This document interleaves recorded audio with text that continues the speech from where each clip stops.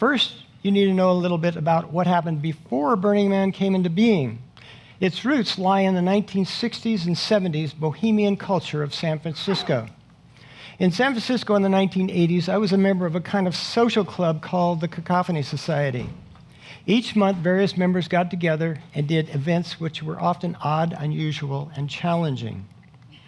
Cacophony drew from eccentric European traditions that preceded us, like the Dadaist, the Surrealist, and the Situationist. Other local influences were San Francisco culture jammers like the Beats, the Merry Pranksters, the Diggers, and an underground cacophony precursor called the Suicide Club. We had an open membership and made sure we were not underground. Our motto was, a randomly gathered network of free spirits united in the pursuit of experiences beyond the pale of mainstream society. You may already be a member.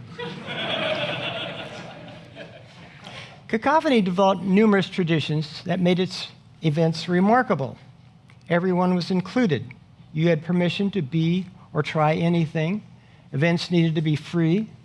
You took responsibility for your actions. You left places cleaner than when you found them. We used fake names. And long before smartphones, it was be here now.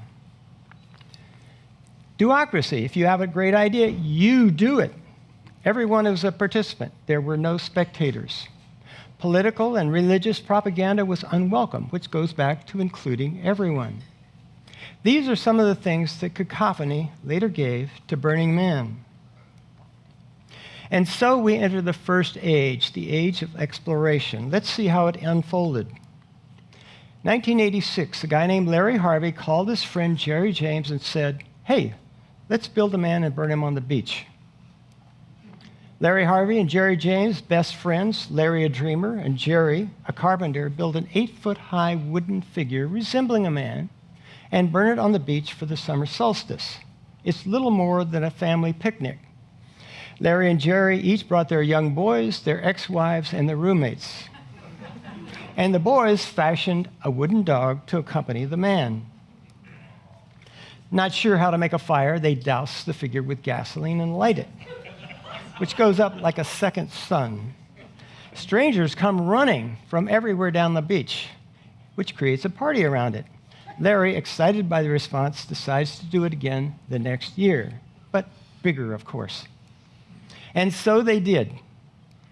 The second time, they made more of an effort to invite people with this flyer.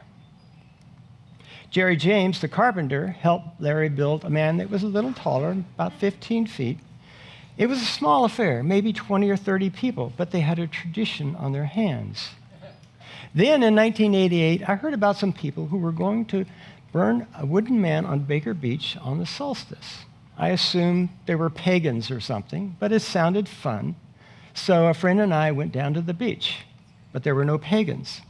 It was Larry Harvey and Jerry James collaborating on this very Dada anti-art project of creation and destruction. At 30 feet, their third man was twice as tall and more complex. The arms were made to pivot by pulling on a rope after he stood erect. It was all very interesting. After that, I kept in touch with them.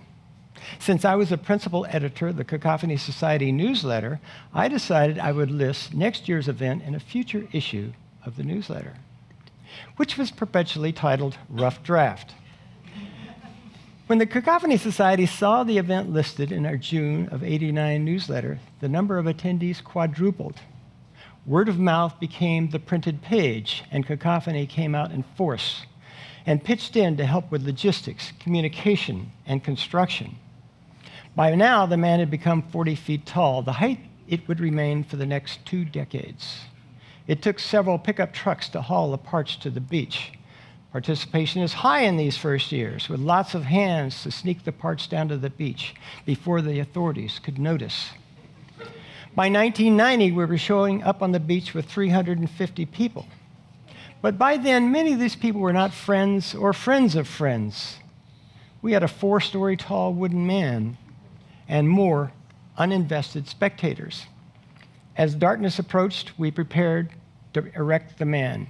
But this time, the authorities arrived before we could strike a match. "You can't do this here. Where's your permit?" Here, Jerry James and Larry Harvey discussed the matter while an apprehensive crew member looks on. After much negotiation, we convinced the authorities that we would erect the man but not burn it. The crowd, many of whom were drunk and had simply come for the spectacle, were not happy.